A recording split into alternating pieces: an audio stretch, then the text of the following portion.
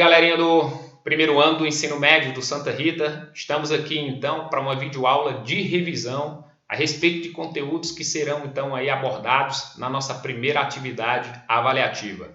Então, os conteúdos já foram repassados para vocês, são os então lá do nosso volume 1, capítulo 1, da página 329 a 336.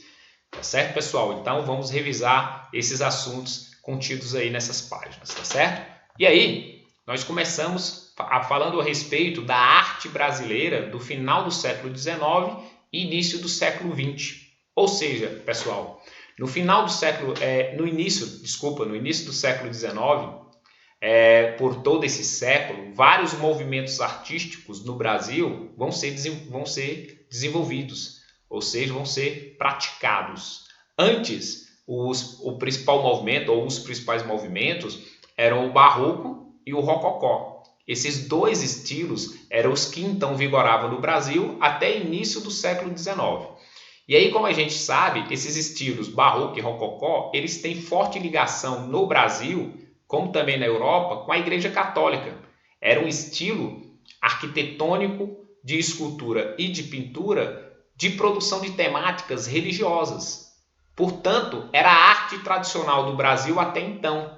E aí, no século XIX, surge um movimento antagônico a essa arte tradicional, antagônico ao Barroco e o Rococó. Esse movimento, que primeiro foi antagônico, foi então o neoclassicismo. E aí vale a pena nós falarmos a respeito da origem do neoclassicismo no Brasil. Em 1808, chegava ao Brasil Dom João, fugido de Portugal devido às invasões napoleônicas. Dom João, então, 8 anos depois, em 1816, querendo dar um ar artístico ao Brasil, ele então contrata os melhores artistas europeus, franceses, e os trouxe para o Brasil. Artistas como Taunay, Debré, Montigny. E aí, esses artistas que vieram para o Brasil, eles vieram em um movimento conhecido como Missão Artística Francesa no Brasil. E aí, esses artistas foram eles os responsáveis por produzir aqui uma arte oficial, independente da igreja, e eles então produziram essa arte sob influência do neoclassicismo. Ou seja, os primeiros neoclássicos brasileiros, nós podemos dizer que foram de origem estrangeira, ou seja, os primeiros a produzir arte neoclássica no Brasil foram estrangeiros, franceses, Debré, Taunay, Montigny. E aí, pessoal, estes, em 1816, eles passam a produzir uma arte. 10 anos depois, em 1826, eles acabam criando a famosa Academia Imperial de Belas Artes, ou seja, a primeira escola oficial de ensino de arte no Brasil foi criada por esses artistas. Tá certo, pessoal? Então, aqui no Brasil começou-se a ampliar o conhecimento sobre arte. E a luz era o neoclassicismo. Vários alunos vão se matricular na Academia Imperial de Belas Artes, vão querer aprender a fazer arte sob influência do neoclassicismo. Um desses alunos foi o Manuel de Araújo Porto Alegre, que chegou até a ser diretor da Academia Imperial de Belas Artes. Mas outros alunos, pintores neoclássicos, se destacaram. Brasileiros, o Pedro Américo, o Vitor Meirelles e o Henrique Bernardelli. Sendo que esses três, então, vão produzir uma arte sob influência do neoclassicismo. Uma outra coisa importante é as principais características do neoclassicismo, no Brasil principalmente. Ou seja, produzir uma arte idealizada de temas históricos. Então, antes, prezava-se pelo estilo barroco, como nós falamos, pelo estilo rococó. O tema também é idealizado, imaginado, mas religioso. Agora, a temática vai ser idealizada e imaginada da melhor forma para ser representada, só que essa temática escolhida, ela é histórica. Haviam várias cenas históricas do Brasil que ainda não tinham sido materializadas, pelo menos para a pessoa ter uma noção de como foi. E aí, então, o neoclassicismo vai justamente, aqui no Brasil, prezar por isso. Idealizar e representar na pintura, sob estilo neoclássico, temas históricos. Ok, pessoal? E aí vai ter aquela famosa pintura do Pedro Américo, Independência ou Morte, do Vitor Meirelles, Primeira Missa Rezada no Brasil, do Henrique Bernardelli, Deodoro da Fonseca. Então, essas pinturas para representar, mesmo que de forma idealizada, esses momentos históricos. Segunda característica, formalismo na composição. Os artistas, para produzirem essas cenas idealizadas, históricas, tinham que seguir regras pré-estabelecidas pela Academia Imperial de Belas Artes. Não é à toa que o neoclassicismo é chamado de academicismo, porque essas regras de como pintar, o que retratar, eram definidos pela academia. Os alunos, então, seriam meros executores dessas regras. Terceira característica, exatidão nos contornos, ou seja, personagens, as paisagens, os objetos, sendo então retratados da melhor forma possível, com muita riqueza de detalhes, parecendo essa pintura ser uma fotografia. E a quarta característica, harmonia do colorido, ou seja, a pintura neoclássica, ela então possui várias cores, mas nenhuma cor é mais chamativa do que a outra, porque há uma harmonia, tá certo, pessoal? Então aí estão as 4 principais características das pinturas neoclássicas representado por esses artistas. Aqui, então, eu quis trazer para vocês essas pinturas neoclássicas desses 3 importantes artistas para nós identificarmos essas características. Aqui, ó, a obra do Pedro Américo, Independência ou Morte, obra do Victor Meirelles, ele produziu, inclusive, lá em Paris, Primeira Missa Rezada no Brasil, e aqui a do Henrique Bornadelli, tá certo? A famosa obra relacionada a Deodoro da Fonseca, Proclamação da República. Então vocês veem aí a exatidão dos contornos, ou seja, parecendo uma fotografia as pinturas. Harmonia no colorido, várias cores, mas nenhuma sobressai sobre a outra. Formalismo na composição, tiveram que seguir regras para deixar as pinturas com esse aspecto. E aí vocês veem o quê? A principal característica presente, retratação de forma idealizada de cenas históricas. É óbvio que eles não conviveram no momento, mas eles idealizaram de forma com riqueza de detalhes o momento histórico, tá certo, pessoal? E aí, depois do neoclassicismo, no século XIX, também se desenvolveu no Brasil, final do século XIX, início do século XX, o realismo. Surgido também na França, chegou ao Brasil, sendo que essa escola ela vai originar-se no Brasil em um contexto histórico. Aqui no Brasil, então, estava se desenvolvendo o cientificismo, o positivismo, movimentos abolicionistas, movimentos pró-proclamação da República, crise da monarquia, então. Pessoal, jovens militares, eles então estavam sendo formados sobre a óptica do positivismo, que resume-se muito bem naquilo que está na bandeira do Brasil, ordem e progresso. Valorização da ciência, ou seja, valorização do conhecimento, valorizar as coisas que realmente estão ali aos nossos olhos, tá certo, pessoal? Abolicionista, ou seja, vai ser um movimento de crítica à escravidão, de defensor da abolição, como também defensora da proclamação da República, crítica à monarquia.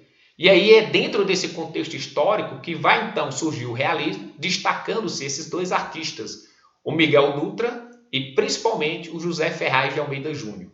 Observe essa pintura do José Ferraz de Almeida Júnior, de nome O Violeiro.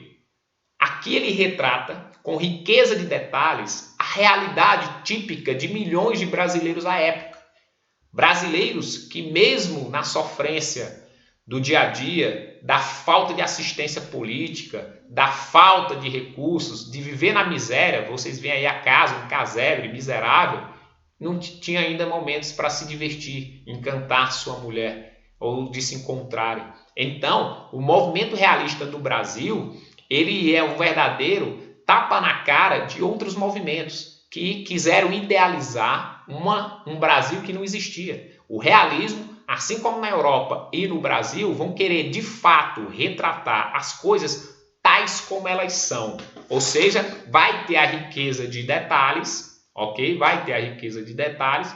Essas pinturas realistas também vão parecer ser uma fotografia, mas a temática não é idealizada. A temática não é de coisas passadas. A temática são de coisas que o artista realmente está ali vendo, denunciando praticamente a miséria, as condições péssimas de vida de vários brasileiros à época, tá certo, pessoal? E aí aqui eu quis trazer para vocês as principais características desse realismo. como a gente falou, uma arte objetiva, ou seja, que quer retratar a realidade tal como ela é, como o artista vê naquele momento, sem melhoramentos, servindo de denúncia social. O realismo negou temas metafísicos, ou seja, históricos, mitológicos, religiosos, que era o padrão da época, neoclássico, barroco. Também é uma arte, como vocês viram, de politização, ou seja, de demonstrar através da arte a falta de assistência política a milhões de brasileiros. E também, como nós falamos, já que vamos retratar a temática brasileira tal como ela é, sem melhoramento, serve de denúncia para as desigualdades, que infelizmente até os nossos dias, infelizmente, é comum, se tornou comum, coisa que não era para acontecer, tá certo, pessoal? E aí, depois de falar do neoclassicismo, do realismo, também se desenvolveu no Brasil, no século XIX, o impressionismo. Esse movimento ele tem as mesmas características do movimento europeu. Vai começar a ser desenvolvido no Brasil no final do século XIX, a partir de um grupo de artistas que eram alunos do professor Georg Grimm, esse professor alemão de uma escola de arte aqui no Rio de Janeiro, no Brasil. Esses alunos, então, junto com esse professor, eles vão quebrar com o academicismo, ou seja, eles vão se arrancar, se retirar das salas de pinturas e vão querer pintar ao ar livre. E aí eles vão para fora das academias, vão retratar as cenas que vêm, mas sob influência das características do impressionismo. A luz brasileira é intensa, muito diferenciada da luz europeia. Então essa luminosidade produzia cenários originais, peculiares. E vão ser esses cenários que os artistas impressionistas brasileiros vão querer retratar, captando aquela principal característica, né, do impressionismo, ou seja, retratar personagens, objetos, consequentemente na pintura, aonde eles vão buscar captar a tonalidade que esses objetos, personagens adquiriam após a incidência dos raios solares. Por isso que eles vão sair das academias junto com o professor Georg Grimm e vão para pintar, vão realizar suas pinturas ao ar livre. Esse grupo ficou conhecido como Grupo Grimm. Então podemos dizer que o impressionismo no Brasil teve origem no final do século XIX a partir desse Grupo Grimm. E vai se destacar principalmente o Eliseu Visconti, que vocês veem aí abaixo, e uma de suas obras-primas, também prima do impressionismo, a pintura Trigal. Tá certo, pessoal? E aí abaixo, ó, as características. Eles negam a retratação de modelos clássicos, ou seja, históricos, mitológicos, religiosos. E aí eles pegam temas que eles observam como os realistas ali, naquele momento, só que diferente dos realistas, eles vão retratar isso que eles veem com as técnicas impressionistas, como nós falamos, querendo captar os efeitos que a luz causava sobre as temáticas, tá certo, pessoal? Vai ser aí a principal diferença entre os realistas e impressionistas, ou seja, como eles exploraram a temática. Os realistas de forma realista, objetiva, como a gente diz, já os impressionistas, eles vão então retratar essa temática que eles veem, buscando então retratar os efeitos da luz solar sobre os objetos e personagens, tá certo, pessoal? E aí, uma outra questão importante, voltando para a Europa, já na última parte do capítulo 1, a arquitetura moderna. Pessoal, a arquitetura moderna, então, vão ser construções produzidas principalmente na Europa, nos Estados Unidos, aí no final do século XIX. E vai ser chamado de moderna porque essas novas construções elas vão utilizar de novos materiais existentes. Novos materiais estes que foram produzidos pela segunda Revolução Industrial. Um dos movimentos que vai se beneficiar da utilização desses novos materiais na arquitetura vai ser o realismo. Assim como teve o realismo na pintura, também vai ter o realismo na arquitetura. Vocês veem aqui ao lado a famosa Torre Eiffel, produzida para comemorar o centenário da Revolução Francesa, em 1889. E aí essa obra, ela utilizou de um novo material que a segunda Revolução Industrial tinha produzido, as famosas estruturas metálicas. Então essa obra é dentro do aspecto arquitetônico moderno do realismo. Mas além da arquitetura moderna do realismo, também teve uma outra arquitetura moderna, dentro da corrente conhecida como Art Nouveau ou Nova Arte. Qual é a diferença para o realismo? O Art Nouveau, ele então vai também utilizar esses novos materiais nas construções, mas ele vai prezar pelo trabalho manual, para então produzir formas originais, peculiares, que só você que contratou vai ter.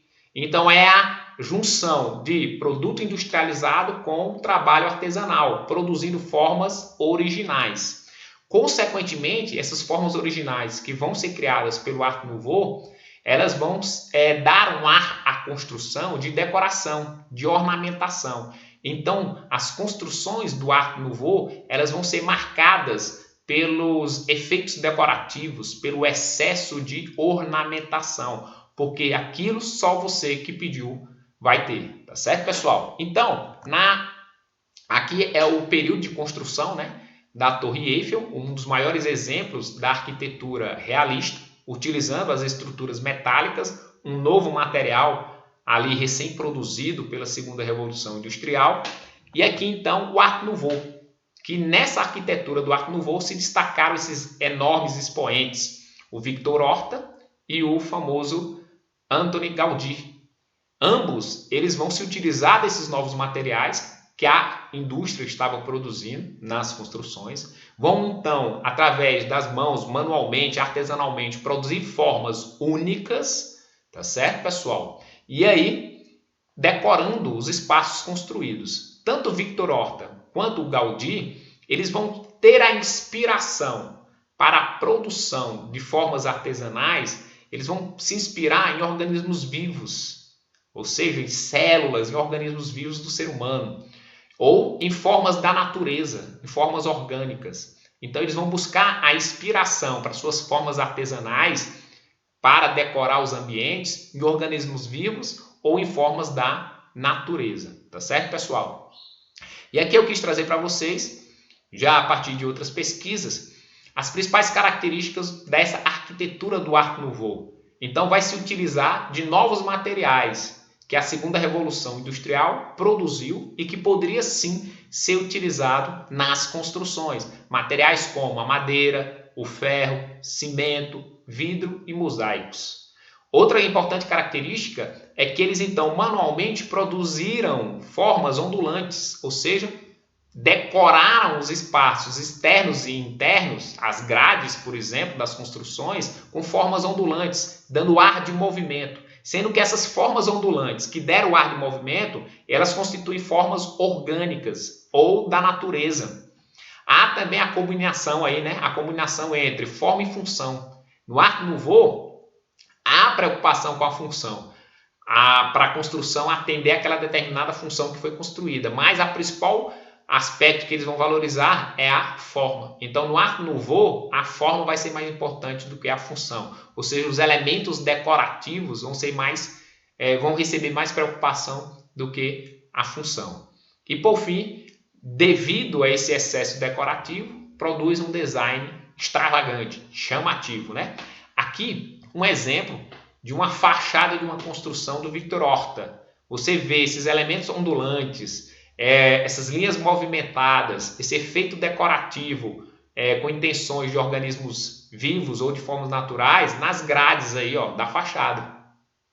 Aqui você vê, ó, na parte interna, ó, esses efeitos decorativos na parte interna, ó, da escada. Já o famoso Antoni Gaudí, como nós dissemos, ele vai de forma artesanal, utilizando os novos materiais, produzir sim organismos vivos, porque ele queria dar essa relação da construção sendo uma criação divina, já que foi Deus que criou o ser humano, os organismos vivos. Então eu pego esses organismos vivos criados por Deus e os coloco na minha obra. E aí a obra de Antoni Gaudí é inconfundível. Você avistando, você já sabe que é do Gaudí, uma forma literalmente relacionada a organismos vivos ou a elementos da natureza. Tá certo, pessoal? Aqui nós podemos então ver uma de suas obras inconfundível. Uma fachada como um interior que recebe um excesso decorativo, que recebe formas da natureza como de organismos vivos. Era a sua inspiração. Tá certo, pessoal? Então, ó, aqui aqui são aspectos importantíssimos dessa arquitetura moderna, principalmente do realismo, a arquitetura realista, como também a arquitetura do Art Nouveau. Sendo que essa arquitetura do Art Nouveau, ela vai se desenvolver aí até o finalzinho do século XIX, porque no finalzinho do século XIX e início do século XX, estouram vários outros movimentos arquitetônicos também ditos como modernos. Então, pessoal, nós podemos dizer que para essas construções terem sido tidas como modernas, uma coisa histórica foi importantíssima, a segunda Revolução Industrial. Só recapitulando, né, que lá na primeira Revolução Industrial, o uso das máquinas na produção teve como consequência o aumento, né, da produção. No século XIX, esses empresários, essa burguesia industrial, querendo ganhar mais dinheiro, lucrar mais, eles então investiram parte dos seus lucros em novas tecnologias. E quando então surgiram essas novas tecnologias dentro da indústria, fez com que essas indústrias da segunda revolução industrial fossem capazes de criar materiais mais resistentes ou materiais até antes nunca vistos. E aí arquitetos antenados vão ficar de olho nesses novos materiais que a indústria está produzindo. E muitos desses materiais, como nós vimos aqui, ó, a madeira, ferro, cimento, vidro, mosaicos, saídos aí da indústria ou por máquinas da indústria, podem ser utilizados nessas novas construções, aqui dentro do aspecto do Art Nouveau, que vai ser então um movimento que principalmente vai primar pela união desses novos elementos com o trabalho artesanal, produzindo formas orgânicas ou de organismos vivos, ou seja, formas que serviram para decorar tanto os ambientes internos quanto externos das construções, deixando aí, né, um design extravagante, chamativo, único, original, sendo aí então os principais aspectos da arquitetura do Art Nouveau. Então, pessoal, desejo a vocês, tá certo? Bons estudos, fiquem com Deus, tá certo? Valeu, pessoal, abração!